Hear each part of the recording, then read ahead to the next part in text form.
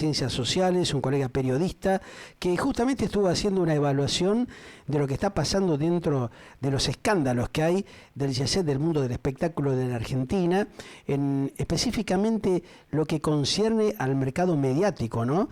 De alguna manera, ¿cuáles son las consecuencias y motivaciones y las derivaciones de lo que fue justamente la denuncia de Viviana Canosa en un principal canal de aire de la República Argentina, que por supuesto generó un sinfín de comentarios y de situaciones muy particulares? Bienvenido ahora sí, Alejandro Ceselowski, ¿cómo estás? Un gusto saludarte.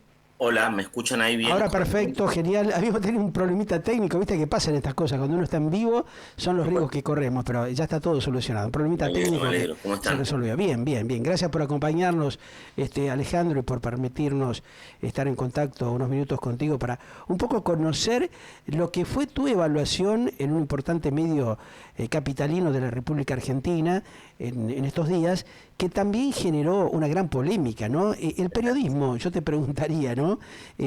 Nuestros colegas, esta profesión tan particular que es la de ser un comunicador social, un periodista, un analista de los hechos que van pasando en el país, ¿realmente está cumpliendo un buen rol al denunciar hechos graves, como viene pasando en la República Argentina y otros países de Latinoamérica hace tantos años? Yo creo que la Argentina hace muchos años que está en un proceso de descomposición integral. Uh-huh. eh, y su curva de empobrecimiento, que lleva por lo menos 10, 12 años, Claro. es una curva sostenida. Sí. Por lo menos hasta acá. Uh-huh. Eh, Pero entonces, se ha ido profundizando cada vez un poco más, ¿no? El tema de la agresión, porque- el tema de la disputa, inclusive entre los mismos integrantes que interactúan en los medios de comunicación, ¿no? claro, porque un país productor de alimentos que alcanza cifras de hambre y de pobreza como alcanzó la Argentina en estos últimos 10 años, Uh-huh. este, con un 50% de pobres que llegamos a tener, Sí. eh, es un país que no, que el consenso, cuando los políticos hablan de consenso, o la clase dirigente, Sí. nuestros representantes hablan Uh-huh. de consenso, se olvidan, me parece a mí, que no se puede consensuar nada con hambre. El Uh-huh. consenso es un lujo que se puede dar a la gente que ha comido, ¿no? Que tiene la panza llena. Eso es así. Nadie que tiene hambre puede consensuar, porque en el corazón del consenso, ahora estamos viendo la vuelta de Larreta, ¿no? Que Sí. fue quien expresó, a lo mejor, Uh-huh. de alguna manera, la política del consenso de un modo más explícito, más claro, y fue quien se llevó probablemente la derrota más dura en las últimas Tal elecciones. cual, claro. Entonces, ¿por qué? Porque un país con hambre no... En la naturaleza más íntima del consenso está el acuerdo. Y un acuerdo es algo que pactan las partes entregando cada una algo de sí misma para beneficiarse del pacto mismo. Ahora, para pactar, para entregar algo, hay que tener una posición de cierta solidez. Uno pacta desde un lugar. El hambre es desesperación. Uh-huh.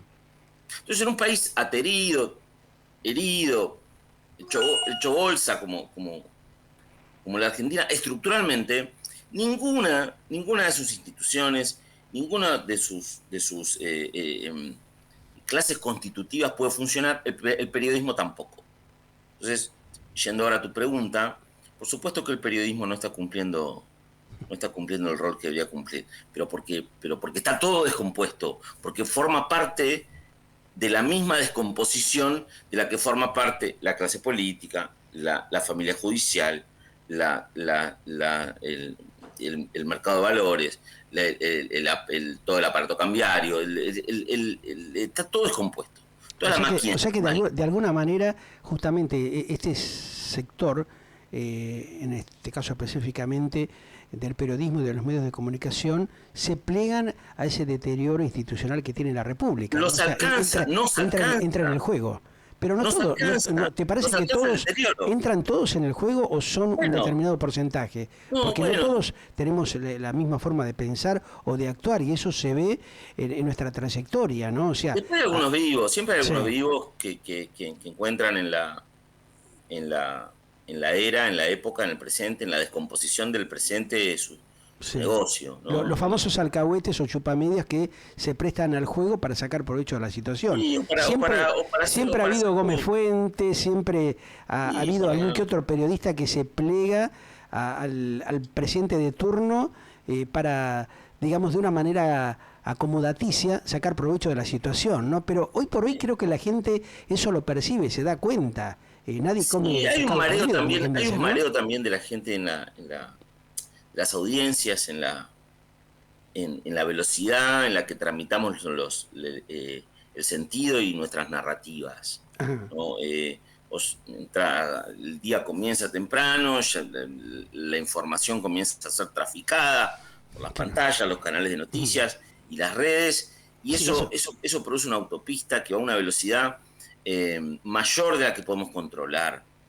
Entonces, la información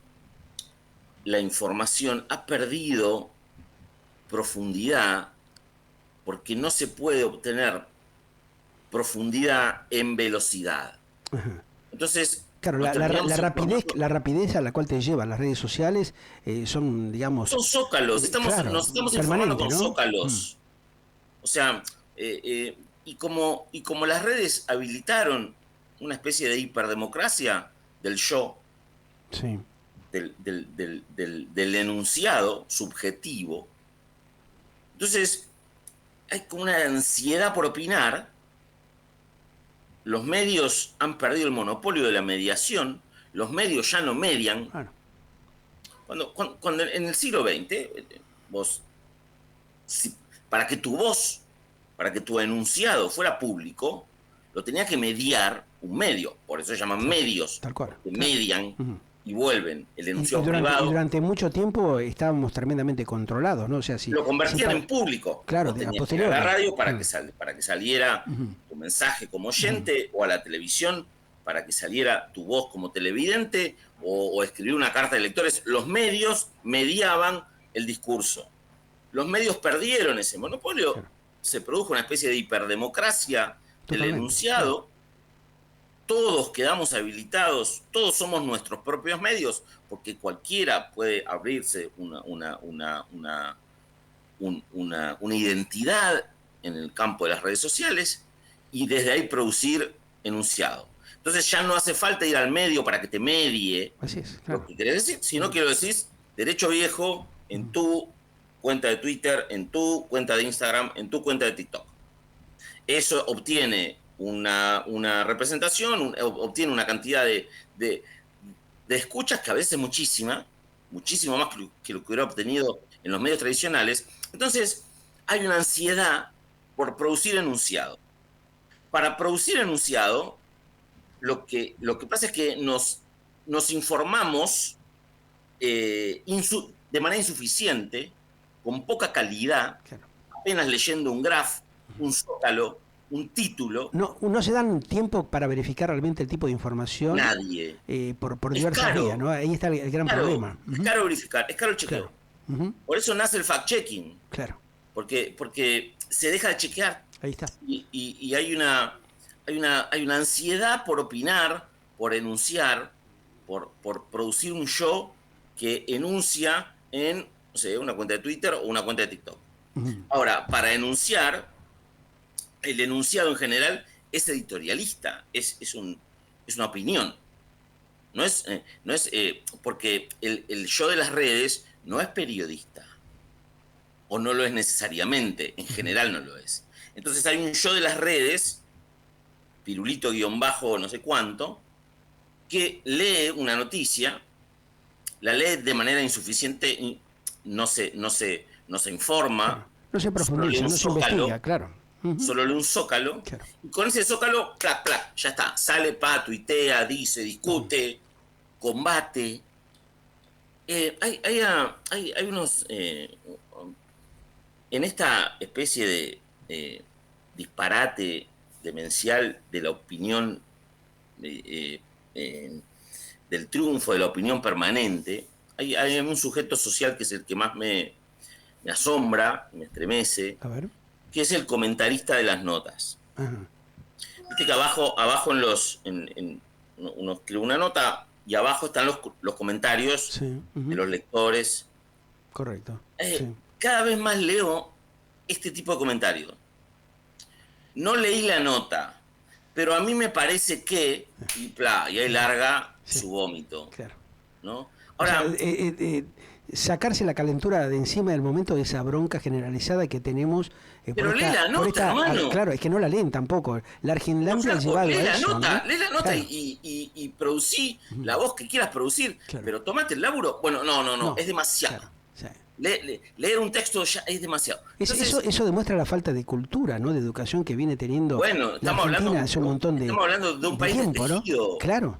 Ahora, ¿qué papel representamos nosotros los comunicadores sociales que a veces intentamos fortalecer esto que vos estás planteando y nos encontramos del otro lado que los gerentes de contenido o los directivos de los canales están en esa posición? Le dan prioridad al boludismo crónico, al puterío barato, al berretismo de la información, y bueno, eso va generando un descalabro que permite esto que estamos haciendo referencia, ¿no? El desmanejo absoluto de la información. Algunos dicen, bueno, está bien, esa palabra que usaste. A ver. Me gusta, yo soy como una especie de coleccionista de palabras, me gustan, soy muy fanático de las palabras, creo que no existen los sinónimos, cada palabra dice una única cosa y transfiere un único sentido, y descalabro me encanta. Descalabro es muy precisa, claro, en este momento. Es lo que yo veo hace muchos años, no es de ahora eso también, ¿no? Lo vengo planteando inclusive con muchos colegas y profesionales reconocidos a nivel internacional, porque cuando hablas con gente que tiene un mínimo de cultura y que ha transitado justamente distintas etapas en los medios de comunicación, podemos interactuar y comprender esto que vos justamente estás planteando. Pero hay como un enjambre de los nuevos jóvenes que se introducen a los medios de comunicación que no tienen idea muchas veces de las cosas que hacen y dicen, ¿no? Que tienen un trasfondo de alta peligrosidad. El mismo descalabro y lo que ha triunfado, y eso lo podemos escuchar todos los días, lo podemos verificar todos los días, es la desmesura. Hay una desmesura, claro, un desquicio, un desenfreno que ha triunfado socialmente y discursivamente, ¿no?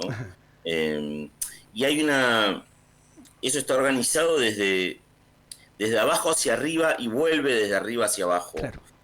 Primero, en un país con hambre, yo no espero calma.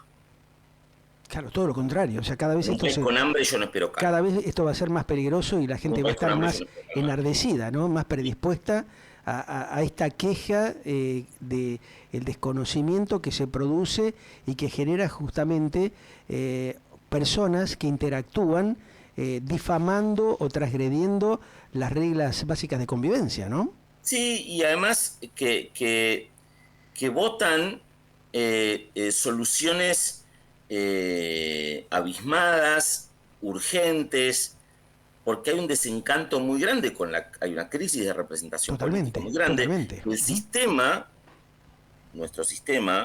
nuestro paquete de leyes, nuestro paquete de normas que reglan nuestra convivencia es el sistema democrático federal. Ahora, eso de alguna manera es muy interesante lo que vos planteás, porque, a ver, Alejandro, de alguna forma hay un segmento, un porcentaje de pseudo periodistas o pseudo comunicadores sociales que se suben a esa rueda, aprovechan y especulan para sacar provecho de la situación, porque lo que estamos viendo, supuestamente con periodistas medianamente reconocidos, que se meten en temas muy escabrosos y muchas veces sin conocer la profundidad y la base de esa problemática que ellos están denunciando o planteando, ¿no? Lo que pasa es que hay también una descomposición hacia adentro del periodismo en todo el arco de las expresiones políticas. No estoy hablando de un espacio nada más. Yo realmente no concibo cómo alguien puede ir a Olivos a compartir momentos personales con el presidente de la Nación. No entiendo cómo alguien puede ir a escuchar música clásica con el presidente de la Nación y ejercer el periodismo. Podés ir a escuchar música clásica con el presidente de la Nación. Claro. Podés ejercer el periodismo. Lo que no podés hacer las dos cosas. Ahí está. Claro. Lo mismo pasaba con el gobierno anterior. Exacto, sí. O sea, esta es una situación que se había viene gente que iba a repitiendo. Olivos a visitar de manera personal, no me voy a extender más que en eso, de manera personal al presidente de la Nación, y después ejercía un papel de comunicación social. No podés, hay que mantener una distancia. Hay que mantener una distancia. Sos periodista, loco. Bueno, ahí está. El periodismo, el periodista tiene una función social. Ahora vos fíjate que algunos pocos periodistas, cuando intentamos acercar denuncias o propuestas puntuales a miembros del Ejecutivo Nacional en las distintas etapas, no establecen un diálogo sincero, acorde, por temor a que uno vaya y le plantee parte de esa triste realidad que ellos mismos han generado, ¿no? Sin embargo, se prestan al otro juego, que es lo que vos decís, permitirse y dejarse rodear por alcahuetes o chupamedias, que por supuesto lo van a alabar, pero no le van a plantear la realidad de lo que pasa y de lo que vive la gente, las necesidades que tiene el ciudadano, ¿no? Ese es el doble discurso que estamos escuchando permanentemente en toda esta etapa democrática que se lleva muchos años, ¿no? No es que hace 5, 10, 20, hace muchos años que la Argentina recuperó el sistema democrático y que no lo sabe aprovechar, no lo sabe valorar, ¿no? Es un sistema, la democracia es lo mejor que nos puede pasar. Totalmente. Lo mejor que nos puede seguir pasando ad eternum. Ahora, es cierto que es una democracia joven, y es una democracia imperfectísima, y es una democracia que no ha podido consolidar un bienestar material. Ha trabajado mejor en el bienestar simbólico de la sociedad que esa democracia rige, en la que esa democracia rige, pero ha trabajado mal en los aspectos materiales. Nunca hay una línea muy linda de Martín Rodríguez, un politólogo que yo leo mucho y que me gusta mucho cómo piensa la situación, que dice que es que que la democracia vino hasta acá sin plan de negocio. Hemos tenido una democracia que ha podido establecerse en el gobierno Alfonsín, ha conseguido el objetivo principal, que era consolidarse, establecerse y producir los primeros juicios por los crímenes de lesa. Después ha venido una democracia a los tumbos, después hay un largo periodo kirchnerista en degradé, en caída, que arranca arriba y termina muy abajo. ¿Eso crees vos que se da a partir del Pacto de Olivos, justamente entre Menem y Alfonsín? A partir de ahí como que se empezó a resquebrajar el fortalecimiento que había tenido el sistema democrático. No, yo creo que la democracia está más fuerte que nunca. Yo creo que Milei es producto de una profunda erupción democrática. El 56% que obtiene, lo obtiene de manera absolutamente legítima y democrática. Totalmente. Porque los sellos políticos que habían gobernado hasta ese momento habían defraudado las expectativas del padrón. Claro. Ambos. Porque tuvimos una grieta de 20 años que arranca en el 2003 y termina en el 2023. Entre el peronismo expresado por el kirchnerismo y el antiperonismo expresado por el antikirchnerismo, el PRO y una zona fuerte del radicalismo.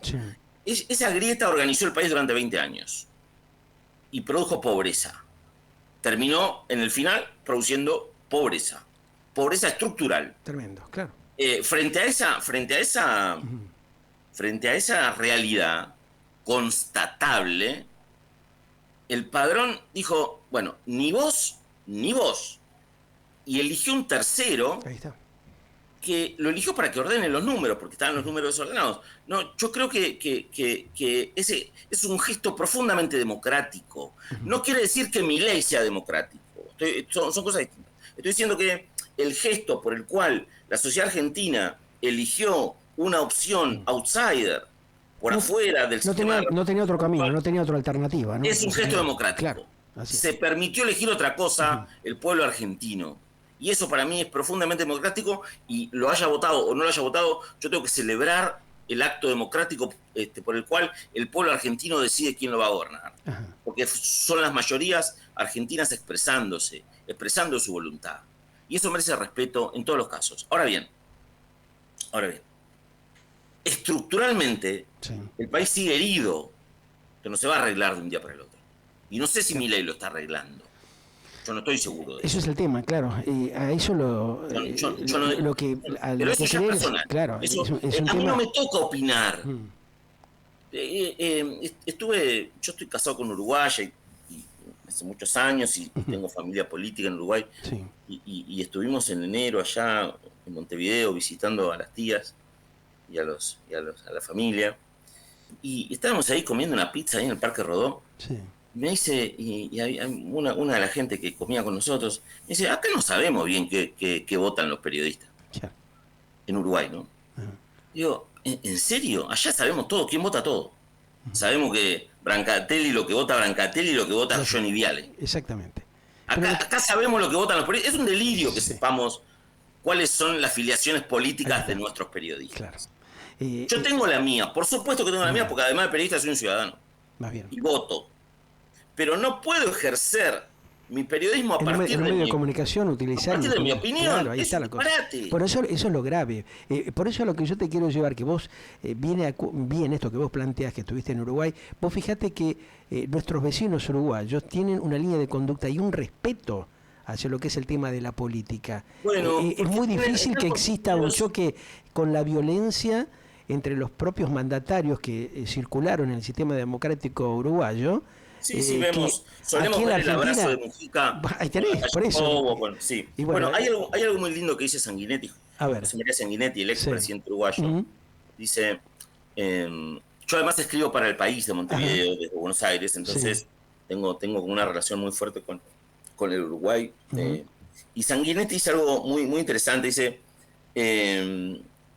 Uruguay es una república, la Argentina es una nación. O sea, Uruguay es república. Qué definición, ahí lo tenés. Es maravillosa, claro, es maravillosa. Uruguay es una república. Qué barro. A lo mejor es más, si querés, más aburrida. Qué sé yo. Es una república. Se sabe cómo funciona. Es predecible. Pero mantiene un criterio, lógico, ahí está. Criterio. La Argentina es una hoguera de pasiones. Ahí está. Es una nación. Claro, es un país donde hay enfrentamientos permanentes y no hay un diálogo sincero, abierto. Sí, es una hoguera de pasiones. Y toda esa pasión, y todo es una grieta, y todo es una discusión, y todo es un apasionamiento, y todo es una. Y en un punto, eso produce un desquicio. Así es. El desquicio. Más cuando es fogoneado desde el propio periodismo, ¿no? Porque al periodismo el fallido tremendo. Sí. Al periodismo le conviene, al peronismo a veces lógico, le sirve. O sea, aprovecha. O sea, algunos son especuladores, manipuladores. Y bueno, van al tema monetario, al negocio de la comunicación. ¿Qué cosa es el quicio? ¿no? ¿Qué es el quicio? El quicio es lo que mantiene a la puerta en su lugar. Es el quicio de la puerta. El quicio es el ángulo en el cual que produce el orden de una puerta que está de pie y funciona, se abre, se cierra. Sí. ¿Por qué? Porque está sostenida por un quicio, que es el ángulo desde el cual después se instala no me acuerdo cómo se llamarán los pitutitos esos que sostienen a la puerta, pero están todos sostenidos en el quicio. El desquicio es la caída de ese orden. No hay puerta. Sin quicio no hay puerta. Entonces, la Argentina vive una especie de permanente desquicio y ha triunfado el desquicio. Ahí está el tema. Estamos atravesando una época donde ha triunfado la desmesura. El presidente obtiene una cantidad de victorias en el mismo día prácticamente. Salida del cepo, visita al secretario del Tesoro de los Estados Unidos. No me acuerdo qué otro asunto más había. Se logra, sí. El acuerdo con el FMI. Sí. En 1 o 2 días cerró todo eso. Y la forma que tiene de festejarlo es hablando de los mandriles inmundos. Ahí está. O sea, hay como una falta de respeto hacia él mismo, ¿no? Hacia la investidura. Hacia él mismo, flaco, pero es lo que yo le planteé más de una oportunidad, ¿no? Bueno, Imagínate que esa venta de se terminan desmesura, enojando y los alcahuetes que tienen alrededor dicen, che, mirá, te está bombardeando. esa Inclusive, venta de desmesura, ahí, de ahí va. desquicio, va a encontrar su retorno en la historia, yo no sé cuándo, pero lo va a encontrar. Ujú. Porque, ¿Vos crees que de pronto esto se hace a propósito justamente para ¿qué? seguir fogoneando? ¿Hay como Sí, una intencionalidad? creo Porque que, ahí, en el ámbito por lo menos del Ejecutivo, hay muchos políticos que ya tienen una trayectoria y tienen años de estar recorriendo los pasillos justamente de Balcarce bueno, esto lo 50, dice del Durán Congreso de la Barba, Nación. Durán Barba, que es el tipo que entrenó a Santiago Caputo Sí. en la consultoría política, Ujú. y dice, en estos niveles de gobierno y de tan alta exposición, no hay errores casuales. Ajá. Es a propósito, Sí, sí. está calculado, está calculado. Y en este caso, el periodismo, que es lo que en un principio empezamos a desarrollar, ¿qué papel debe cumplir? Porque un periodista que denuncia y lo hace abiertamente, como hemos visto muchos casos en los últimos tiempos, ¿no tiene que tener un nivel de confidencialidad en el manejo de cierta data? Porque también esa información llega suministrada por alguien del Poder Judicial o la filtración que acontece, ¿no? ¿Está bien que acontezca eso? ¿O vos crees de que debería ser la cosa un poco más cuidada? No, yo creo que el periodista cumple un rol social Ujú. y el periodismo es un bien social. Que se trata de esto. Yo no puedo, como ciudadano, asistir a todos los territorios donde se producen los hechos para informarme de lo que pasó. Sí. Porque tengo que porque no sé, pues soy ferretero o porque trabajo en una oficina. Entonces necesito que alguien lo haga por mí. Necesito que alguien concurra Ujú. al territorio, verifique los hechos, los, los, los, los enuncie con honestidad y nobleza y me informe. Ese es el rol del periodista y ese es el rol del periodismo. Yo no puedo ir a cada lugar a informarme porque soy un ciudadano que trabaja en otras cosas. Entonces, el periodista, ¿qué rol le toca socialmente? Bueno, el de informar, el de asistir al territorio, verificar los hechos, chequearlos, producir la información y acercársela a las personas que están trabajando en otra cosa y no pueden asistir a cada lugar para informarse de cada cosa. Para eso está el periodista. Ahora, resulta que en el camino el periodista cae en una trampa cada vez más seguido, cada vez más triste, que es la del editorial. Y entonces el periodista transforma noticia en opinión y editorializa. Estamos atravesando una época de la sobreeditorialización. No es que nos condicionan a que tengamos que cumplir ese papel, porque si no realmente uno como que No, da es más fácil información, opinar, pero... es más barato Ajá. y produce más audiencia. Ujú. El gran flagelo del periodismo argentino en este momento, y desde hace muchos años, es lo que se llama el periodismo de afirmación, Claro. que es el periodismo que le dice a su platea lo que su platea quiere escuchar Ya está, claro. para consolidarla. Ujú. Entonces, ahí tenés, no sé, Brancatelli o Johnny Viale, como dije antes, Ujú. podrían ser otros nombres, estoy buscando nombres Sí, extremos, sí, para ¿no? hacer una comparación, dar un ejemplo. Claro, sí, Ujú. que le dicen a su platea, a su Sí, sí. audiencia, Lo que ellos quieren exactamente lo escuchar, que su claro. audiencia está esperando escuchar. Exactamente, claro. Y entonces, ¿eso qué produce? En principio produce una consolidación de esa audiencia, Ujú.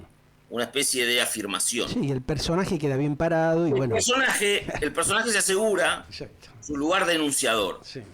su caché, de un lado o del otro, no importa quién es, yo no estoy queriendo partidizar nada. Ujú. Y si querés no hablemos ni de Brancatelli ni de Viale, hablemos de lo que quieras, pero este tipo de periodismo Totalmente. ha crecido y es un flagelo, Claro, eso es es lo daño. que ha distorsionado la buena comunicación. Ahora Eso es daño, tenemos, eso es daño, claro, eso es porque daño porque pega fuerte y pega mal, ¿no? Ahí está la cosa. exacto. Ahora, esto sería distinto si tuviéramos un Estado en un sistema democrático que permitiera interactuar, por lo menos en los medios estatales, una comunicación abierta y pluralista donde haya multiplicidad de voces, ¿no? Eso no viene pasando en la Argentina. No se dio nunca ni siquiera... un presidente que cree que el Estado es una Bueno, por eso, pero tampoco se dio en la etapa del gobierno de Alfonsín. Yo recuerdo, por ejemplo, que trabajando en Canal 11 de Buenos Aires, sí. Cuando asume el gobierno, nos censuran directamente a los periodistas, a los 3 o 4 noteros que estábamos, porque estábamos cubriendo información que era compleja en ese momento, Sí. y dialogando con algunos de los diputados electos en aquel momento del radicalismo, recuerdo, por ejemplo, en este momento a Leopoldo Moró o Marcelo Sí. Stürbring, nos decían, bueno, sí, está bien lo que ustedes hacen, pero hay que defender el sistema democrático de otra manera. ¿Y qué mejor manera que defenderlo informando y mostrando lo que realmente pasaba?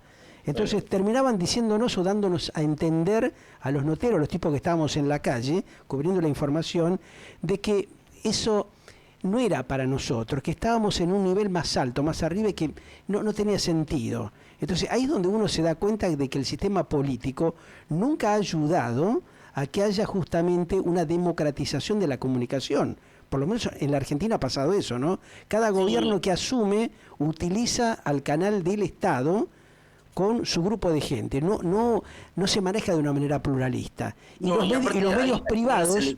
Y los medios privados, el otro tema también, que son las 4 o 5 corporaciones tradicionales, Clarín, Nación, Perfil, Infobae, Grupo América, etcétera, operan de acuerdo a la conveniencia de las necesidades económicas y de los aprovechamientos que generan los políticos en los nexos que tienen con los mismos directivos de los canales. Entonces, eso es un descontrol absoluto, ¿no? Es cierto que el privado, por supuesto, tiene su empresa, su negocio, pero el periodismo argentino es de tradición privada. Uh-huh. O sea, nace privado. En el siglo XIX los diarios son de las familias.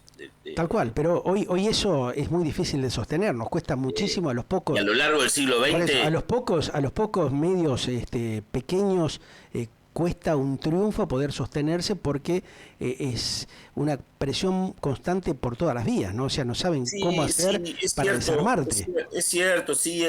Siempre, y a los que laburamos en periodismo ni hablar, y lo que paga el periodismo gráfico es una vergüenza. Es indecible. Pero yo creo que de todas formas formamos parte, volviendo quizá y buscando un poco cerrar el círculo de la idea, formamos parte de la misma desestructuración, de la misma descomposición, que es la descomposición de la Argentina misma como organización, como país organizado. ¿Y vos ves alguna luz o algún elemento que permita justamente concientizar aquellos que estamos trabajando en los medios de comunicación para ver de intentar revertir esta situación, como para que realmente el país pueda conformarse como una república seria, como una nación que le permite al ciudadano poder desarrollarse con dignidad? Porque de esta manera, al paso que vamos, se torna cada vez un poco más difícil todo esto, ¿no? Yo confío en el sujeto social que confíe siempre, que son las mayorías argentinas. Ajá. El pueblo argentino. Toda solución vendrá de ahí o no vendrá. Uh-huh. No creo que ningún superhéroe nos venga a salvar de nosotros mismos si nosotros mismos no podemos crear nuestro propio futuro. Bueno, ahí está. Lo que pasa es que muchos periodistas o comunicadores sociales se creen eso, se creen que son superhéroes o que solamente tiene validez la palabra de ellos, ¿no? Sí, puede ser, no hacen una apertura honesta y transparente para mostrar realmente el sufrimiento y padecimiento de gran parte de la sociedad, ¿no? Que la pasa mal y que realmente no tiene nadie que los represente, ¿no?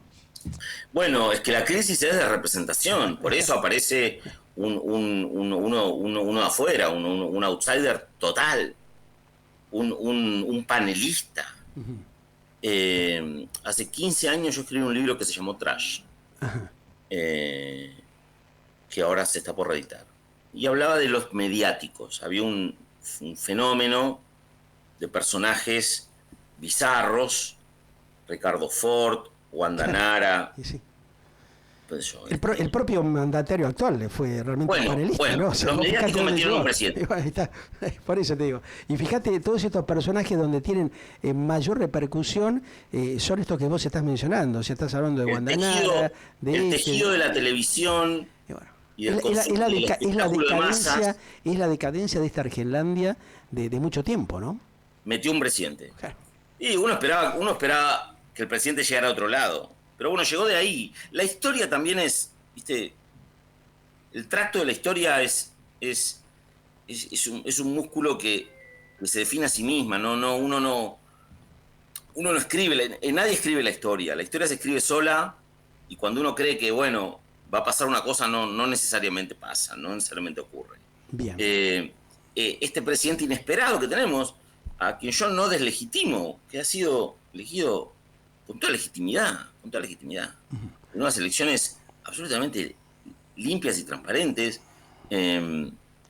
es un producto del espectáculo de masas, es un presidente panelista, es un mediático. Eso para mí no lo deslegitima.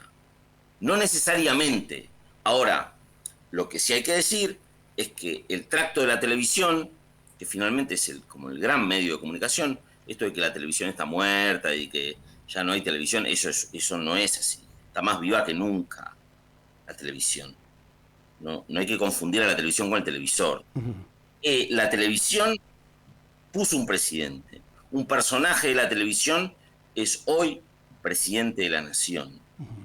No es necesariamente malo, pero sí hay que saber que las mayorías prestaron atención a ese tejido, al tejido de la televisión, de panelistas, de escándalos, de desmesura, de personajes. Milei nació personaje. Claro. Ahora, para redondear el tema, Alejandro, Sí.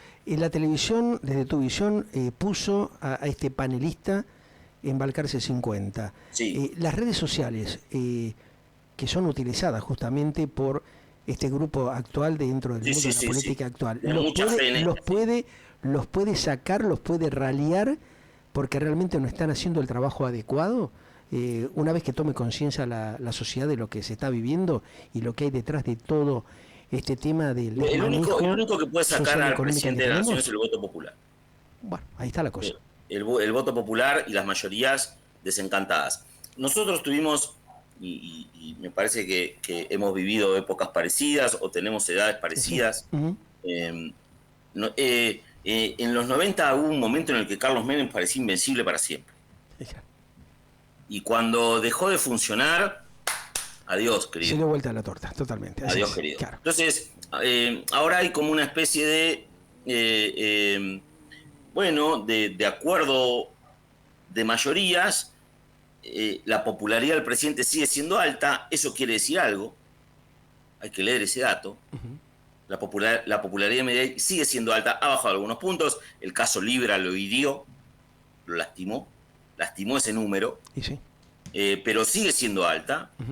Y finalmente yo creo sigo creyendo en el sistema democrático argentino y sigo creyendo en el sistema de representación. Cuando el pueblo deje de sentirse representado, lo que consiguió Milei fue representar, viejo. Ahí está, tal cual. Milei consiguió representar, construir representación. Por eso fue elegido. Cuando esa representación se diluya o él no la pueda sostener, le van a decir adiós, hasta luego, como se lo dijeron a presidentes muy fuertes. Claro. Carlos Menem fue un presidente que parecía invencible en un momento. Tal cual, es así. No se pudo ni presentar a la última elección. Por cómo se había diluido su caudal de representatividad. Entonces, con Milei va a pasar lo mismo o no, según cómo gobierne. Claro. Hay que ver el olfato que él tiene, y si empieza a tomar conciencia de todas estas cosas que se han ido presentando a su alrededor y que lo han ido hackeando en algún aspecto, para ver si reflexiona y toma, digamos, un rumbo adecuado para lograr el bienestar de la sociedad. La gente está esperando eso, así que bueno. Lo primero que se le pidió a Milei es, flaco, ordenar los números. Claro. Porque esto es un desconche. Ordenar los números, querido. Y después viene él, el personaje, sus locuras, sus cuadros ahí en Olivos, él como Wolverine, como un personaje de Marvel, que si toda pareja homosexual que adopta es pedófila. Bueno, vienen sus barbaridades, que todavía se le perdonan o igual se le marcan límites. Y él ve esos límites, claro, porque después de decir una barbaridad como la que dijo en Davos, tuvo que invitar a Piazza y a la pareja, a la pareja de Piazza, a Olivos para despejar esa barbaridad que había dicho. Ve los límites y acepta los límites. O sea, prueba y recula. Cuando tiene que regular, recula. Es una persona que está consciente de que cuando comete errores, bueno... Por eso digo que lo que dice Durán Barba claro, me parece aceptado. Los errores no son casuales, no son errores. No, parecen errores, pero no lo son. Prueba los límites. Lo mismo pasó con la marcha universitaria, la histórica marcha universitaria de hace un año. Prueba los límites. Pero son temas, circunstancias que ayudan a reflexionar a los mandatarios. Son completamente del costado. A él se lo votó para que arregle los números, porque esto era un desconche de números, nadie sabía nada, la cantidad de empleado del Estado, el déficit fiscal, la inflación. Esto era un desparramo. Así es. Esto era un desparramo. Y a él se lo votó para que ordene ese desparramo. Bien, vamos a suponer que lo está ordenando, que está consiguiendo algún tipo de ordenamiento. Bueno, hasta acá está cumpliendo con ese primer mandato.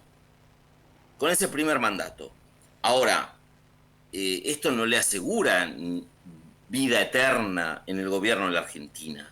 Esto le asegura cierto presente, claro, y probablemente gane las elecciones de este año, porque porque es capaz de presentar esas primeras cartas exitosas o presuntamente exitosas. Ahora, lo que tiene que ver es cómo va a resolver las otras cuestiones sociales. Va a tener que convertir a la Argentina en lo que dijo que la iba a convertir, porque si no, lo van a dejar de votar. Así es. Porque las mayorías argentinas no votan, no se suicidan, nunca se equivocan, incluso cuando se equivocan. Gracias, Alejandro. Estamos en contacto en cualquier momento. Interesante esta reflexión tuya, porque tiene que ver un poco con la realidad de esta Argentina que nos toca vivir. Así que bueno, te vamos a convocar para tocar otros temitas ahí cuando que tenemos quieran, en carpeta en cualquier momento. Muchísimas gracias por este llamado y por interesarse en mi trabajo. Muy gentil. Alejandro Ceselowski, profesor de la Universidad de Buenos Aires en Ciencias Sociales, con quien analizamos realmente el papel del periodismo y lo que pasa dentro de este entorno social y político de estos tiempos. Ya venimos.